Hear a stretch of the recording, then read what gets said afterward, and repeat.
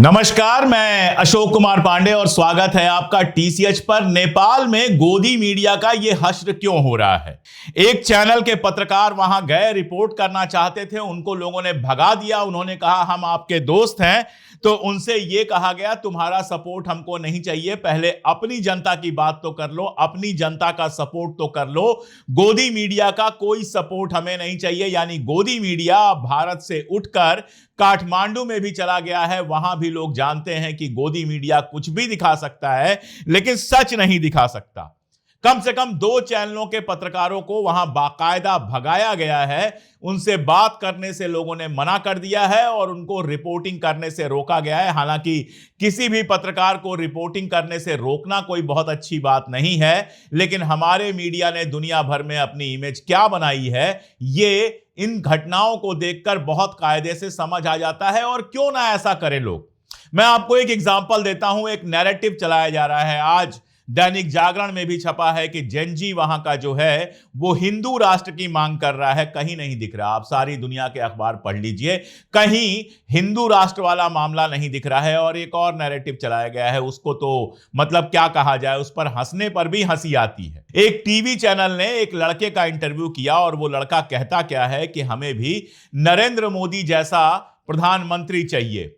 एक दूसरा TV channel भी पहुंच गया उसी लड़के के पास, क्योंकि कोई और तो मिला नहीं, और उसी लड़के से वही बात कहलवा ली। अब उस लड़के से पैसे देके कहलवाया गया है या उस लड़के ने अपने मन से कहा है, हम नहीं जानते। लेकिन पूरे नेपाल में एक लड़का मिला जो कह रहा है कि हमको भी नरेंद्र मोदी जैसे प्रधानमंत्री चाहिए।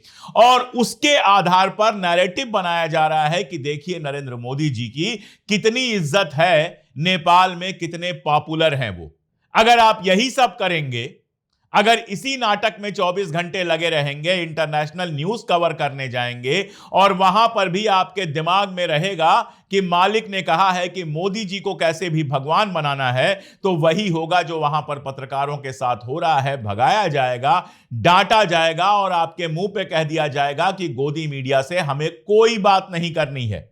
आप सोचिए, एक लड़का, पूरे नेपाल में एक लड़का कहता है कि हमें नरेंद्र मोदी जैसा प्रधानमंत्री चाहिए, और भाई लोग उसके पीछे पड़ जाते हैं, अलग अलग चैनल उसका इंटरव्यू करने लगते हैं और भारत में ये न्यूज चलाने की कोशिश करते हैं, परसेप्शन बनाने की कोशिश करते हैं कि नेपाल में नरेंद्र मोदी जी बहुत ज्यादा पॉपुलर हैं। और यह केवल पत्रकारों का मामला नहीं है।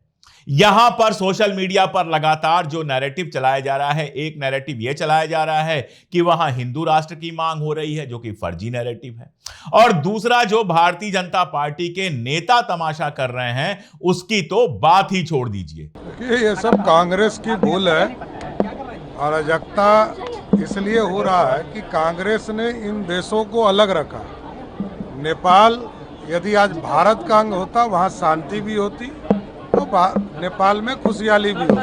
सोशल मीडिया को लेकर के सम्राट जी सवाल उठ रहे हैं, क्या कोई गाइडलाइन कड़ा बनना चाहिए जो नेपाल में जिस तरह से हुआ है सोशल मीडिया को लेकर? नहीं, देखिए, लोगों में असंतोष होता है, लेकिन अराजकता नहीं होना चाहिए। मैंने कहा कि आज यदि वो भारत का अंग होता तो आज नेपाल भी समृद्ध होता।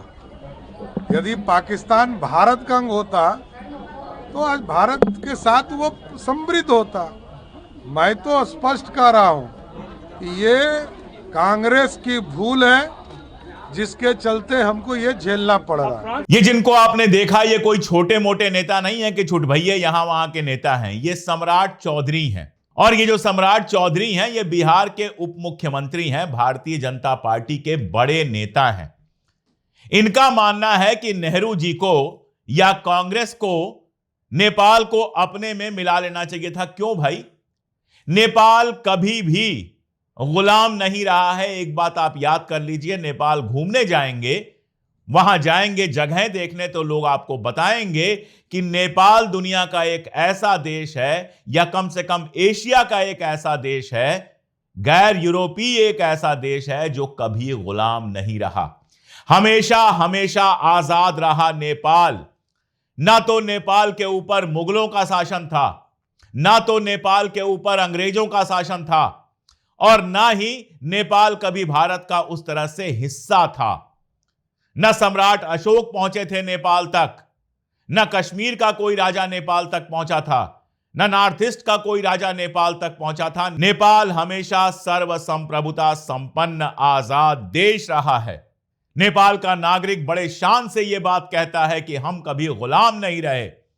जहां पूरा एशिया किसी न किसी यूरोपीय मुल्क का गुलाम हुआ, नेपाल छोटा सा भले है, हिमालय की उपत्यका में बसा हुआ है, लेकिन उसकी अपनी भाषा है, उसकी अपनी संस्कृति है, उसका अपना इतिहास है और हमेशा हमेशा आजाद रहने का एक गौरव है उसके पास। और सम्राट चौधरी कह रहे हैं कि भारत को मिला लेना चाहिए था नेपाल को। तमाशा बना के रखा हुआ है। क्यों मिला लेना चाहिए था? क्यों भारत क्या आजाद हुआ था दूसरों को गुलाम करने के लिए? जवाहरलाल नेहरू हो या हमारे कोई भी नेता हो, सबने हमेशा नेपाल को सम्मान दिया। नेपाल में जब मुश्किल आई, भूकंप आते ही रहते हैं वहां पर, नेपाल में जब भी मुश्किल आई मदद गई यहां से, हर तरह से नेपाल की सहायता हुई, नेपाल से मित्रता निभाई गई। नेपाल और हम भाई भाई हैं, बड़े भाई छोटे भाई कहना बेकार की बात है। साइज से बड़ा छोटा कहना जो है अपमानजनक है। बराबर का भाई आप मानेंगे तब सम्मान मिलेगा। वो भी एक आजाद मुल्क है जिसका अपना झंडा है, जिसका अपना संविधान है, और हम भी एक आजाद मुल्क हैं जिसका अपना झंडा और अपना संविधान है। तो नेपाल हमारा भाई रहा है, नेपाल हमारा मित्र रहा है, नेपाल के साथ हमारे अच्छे रिश्ते रहे हैं, और नेपाल हमेशा हमेशा एक खुद मुख्तार मुल्क रहा है, सर्वसंप्रभुता संपन्न देश रहा है। उस नेपाल को भारत में मिला लेना चाहिए, यह भारतीय जनता पार्टी का नेता सार्वजनिक रूप से कहता है। आप सोच सकते हैं इन लोगों की मानसिकता कैसी है। आप सोच सकते हैं कि एक तरफ तो ये मूर्ख हैं जो नेपाल से रिश्ता खराब करना चाहते हैं, रिश्ता खराब कर ही दिया है, उस पर भी आऊंगा, और दूसरी तरफ इनका अहंकार इतना है कि अगल बगल जितने छोटे देश हैं उनको ये चाहते हैं भारत में मिला लेना। यह संभव तो नहीं है, आज की दुनिया में किसी देश को मिला लेना संभव तो नहीं है, लेकिन यह बताता है कि आपकी मानसिकता कितनी है। और जब यह मानसिकता लेकर आप जाएंगे तो नेपाल से बदले में मोहब्बत नहीं मिलेगी, वही मिलेगा जो हमारी गोदी मीडिया को मिला है। आज हमारी गोदी मीडिया को मिला है, और कल ये नेता अगर नेपाल जाएंगे तो भी कोई सामने आ जाएगा और इनसे कहेगा कि तुम्हारी हिम्मत कैसे हुई हमारे आजाद मुल्क को, हमारे स्वतंत्र देश को अपने देश का हिस्सा बनाने की कोशिश करने की। ऐसी मूर्खताएं हमारे देश में लगातार चल रही हैं, और इन्हीं मूर्खताओं के चलते पिछले 11 साल में हमने सबको दुश्मन बना लिया।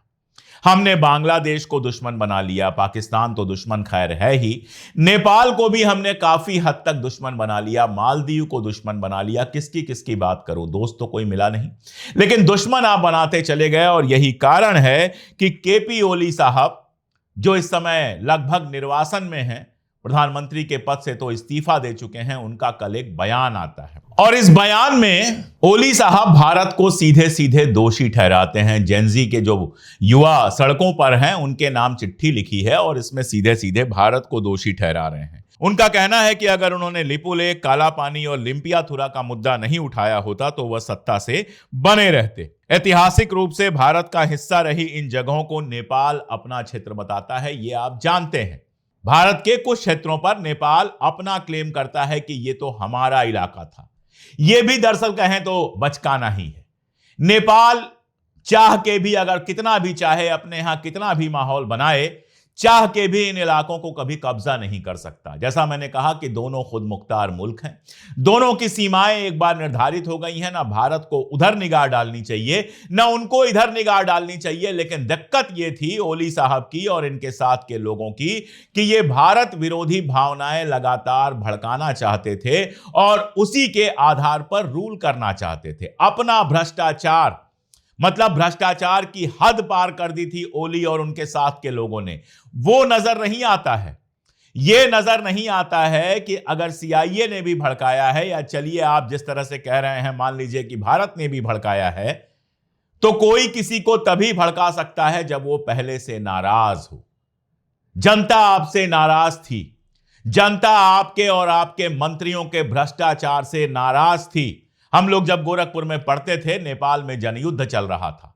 प्रचंड दहाल का नाम किंवदंती बन गया था, किस्सा बन गया था। प्रचंड दहाल के किस्से सुनाए जाते थे। उसके बाद क्रांति हुई 2006 में और सत्ता में आए प्रचंड दहाल, प्रधानमंत्री बने और उसके बाद प्रचंड दहाल बालों में कौन सा क्रीम लगाते हैं, कितनी महंगी घड़ी पहनते हैं, कितना महंगा चश्मा पहनते हैं, ये सारी खबरें आई। जो प्रचंड दहाल जनयुद्ध का हिस्सा बनके जनता की मुक्ति की कामना करके सत्ता में पहुंचे थे, जो प्रचंड दहाल बराबरी की बात करके सत्ता में पहुंचे थे, जो कम्युनिस्ट पार्टी वहां पर बराबरी की बात करती थी कि राजा का शोषण खत्म किया जाएगा और वहां बराबरी होगी, सब लोग बराबर होंगे, वो और उसके लोग लूट में लग गए। प्रधानमंत्री कभी कोई बन रहा है, कभी कोई बन रहा है, सत्ता का खेल चल रहा है और उस सत्ता के खेल में मंत्री, प्रधानमंत्री सब लगे हुए हैं सिर्फ और सिर्फ लूट में। इसी से नाराज थी जनता, भड़काया जिसने भी हो। आपके अपने भ्रष्टाचार से, आपके अपने कुशासन से जनता नाराज थी। अगर युवा सड़कों पर आए तो वो इसलिए कि वो देख पा रहे थे कि आपके बच्चे विदेशों में घूम रहे हैं, आपकी बड़ी बड़ी कोठियां बन रही हैं और आम नेपाली परेशान है। मैं अभी काठमांडू जब गया था, मैंने देखा वहां हर दूसरी बिल्डिंग पर एक पूरा इलाका था जहां कोचिंग सेंटर खुले हुए थे और उन कोचिंग सेंटर में कोरियाई सिखाई जा रही थी, चाइनीज सिखाई जा रही थी, जापानीज सिखाई जा रही थी। यानी बच्चे ये भाषाएं सीख कर इन देशों में जाना चाहते हैं, इमिग्रेट करना चाहते हैं ताकि अच्छी जिंदगी बिता सकें। यानी अच्छी जिंदगी बिताने के लिए विदेश जाना जरूरी है। नेपाल अच्छी जिंदगी नहीं दे सकता है। नेपाल में घूमा, अंदर गया और देखा मैंने कि गरीबी, परेशानियां, दिक्कतें कहीं खत्म नहीं हुई हैं। लोग नाराज हैं सरकार से। ओली साहब उस नाराजगी को नहीं समझ पा रहे हैं, अब भी यह स्वीकार करने को तैयार नहीं है कि उनके कुशासन और भ्रष्टाचार ने नेपाली जनता को नाराज किया है और भारत के ऊपर सब कुछ ढकेल रहे हैं, कह रहे हैं कि भारत इसके लिए जिम्मेदार है। हो सकता है हो, दुनिया में यह सब चलता रहता है, लेकिन माहौल आपने बनाया। आप भारत से जमीन ले सकते हैं? नहीं ले सकते हैं, संभव नहीं है। ना आपकी सेना में इतनी ताकत है, ना आपकी डिप्लोमेसी में इतनी ताकत है। असलियत यह है कि चाइना के करीब जाने के लिए, चाइना से रिश्ते अच्छे बनाने के लिए आपने जानबूझकर भारत विरोधी भावनाएं भड़काई। असलियत यह है कि आपने वो परंपरा तोड़ी कि आपका पहला प्रधानमंत्री भारत यात्रा करता था, आप चाइना गए, आप चाइना के करीब जाना चाहते थे। और असलियत यह है, हकीकत यह है कि जब जनता सड़कों पर उतर गई, आपको जान बचाकर शिवपुरी में छुपना पड़ा, सेना का सहारा लेना पड़ा, तब चाइना आपको बचाने नहीं आया। चाइना कहीं नहीं है यहां पर, चाइना आराम से बाहर है। जो नई सरकार बनेगी उसके साथ भी चाइना की सेटिंग हो जाएगी। आप चाइना के भरोसे थे कि चाइना से दोस्ती हो गई, अब तो हम जो चाहें वो कर सकते हैं। मैं आपको बताऊं कि मैं भगतपुर दरबार गया था और वहां लोगों से बात कर रहा था। वहां एक समय भूकंप आया था बहुत बड़ा, और भूकंप के बाद दुनिया भर से पैसे आए थे उसको रिकंस्ट्रक्ट करने के लिए। जनता कह रही थी कि सारे पैसे नेता खा गए, नीचे पैसे आए ही नहीं। ये जनता के बीच में आपकी इमेज थी। काठमांडू दरबार में यही बात सुनने को मिली, जहां जाओ यही बात सुनने को मिलती थी कि नेता करप्ट हैं। काहे के कम्युनिस्ट हैं आप लोग, जब आप लोगों ने इतना करप्शन किया, और इतना करप्शन किया, इतना कुशासन किया, सत्ता पर 10-5% लोगों ने जिस तरह से कब्जा किया, जाति के आधार पर भी देख लीजिए। एक ही जाति के सारे लोग, प्रधानमंत्री उसी जाति के, राष्ट्रपति उसी जाति के, मुख्य न्यायाधीश उसी जाति के। अगर ये आप करेंगे तो बाकी जनता के बीच में गुस्सा तो पनपेगा ही। अब आप भारत को जिम्मेदार ठहराएं, चाहे अमेरिका को जिम्मेदार ठहराएं, चाहे लंदन को जिम्मेदार ठहराएं, लेकिन हकीकत यह है, साजिश किसने भी की हो, जमीन आपने दी। आपने भ्रष्टाचार और कुशासन से लोगों के मन में गुस्सा भरा, जिसके चलते लोग सड़क पर आए। खैर, अब खबर यह आ रही है कि सुशीला कार्की जी वहां की प्रधानमंत्री बन सकती हैं। ये नेपाल की पहली महिला चीफ जस्टिस रही हैं सुशीला कार्की, जिनको अंतरिम प्रधानमंत्री बनाने की बात चल रही है। इन्होंने BHU से पॉलिटिकल साइंस में पढ़ाई की है और 2016 में नेपाल की पहली महिला मुख्य न्यायाधीश बनी और इन्होंने भ्रष्टाचार के खिलाफ काफी बातें की हैं। उम्र काफी है इनकी, 1952 में जन्मी है, तो अच्छी खासी उम्र है, 74 साल की लगभग हैं ये। अब जेन जी रिवोल्यूशन करता है, एकदम यंग लोग रिवोल्यूशन करते हैं और गद्दी पर बैठते हैं 72-74 साल के लोग। यह आपने बांग्लादेश में भी देखा और ये अब नेपाल में भी होने जा रहा है। देखना यह है कि कार्की जी जब गद्दी पर बैठती हैं तो भ्रष्टाचार और कुशासन के खिलाफ क्या कदम उठाती हैं। और देखना यह भी है कि नेपाल में आगे अगले 10-5 सालों में क्या होता है। क्या अब भी नेपाल के जो नए हुक्मरान होंगे वो चाइना से चिपकने की कोशिश में भारत विरोधी बयान देंगे।